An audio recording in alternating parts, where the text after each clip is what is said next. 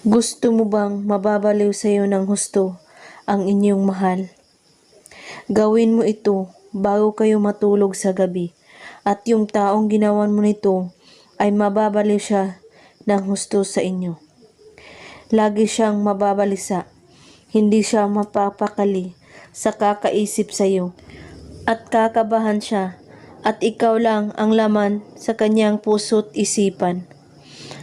Kahit saan siya magpunta, ikaw pa rin ang nasa isip niya. At pwede itong gawin sa inyong ex at sa taong may gusto ka at yung taong hindi kayo pinapansin. Ang mga kailangan sa ritual na ito ay ang panulat, papel.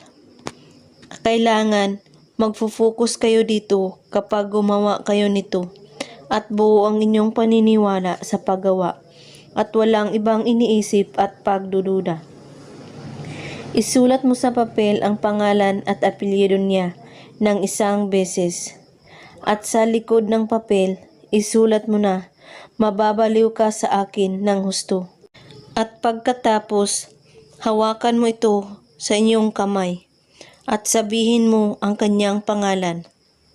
Mababaliw ka sa akin ng husto. 3 times mo ito ulit-ulitin. At pagkatapos, ilagay ito sa ilalim ng iyong unan. Bago kayo matulog sa gabi, iisipin mo siyang mabuti. At sambitin mo ulit ang kanyang pangalan. At sabihin mo, mababaliw ka sa akin ng husto. At pagkatapos, tulugan mo ito. At saka mo ito kunin kapag siya ay nagpaparamdam na sa iyo unti-unti.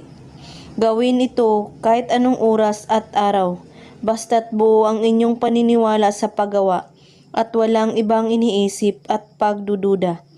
At kung may katanungan po kayo ay magko-comment lang po sa baba. Maraming salamat sa panunood.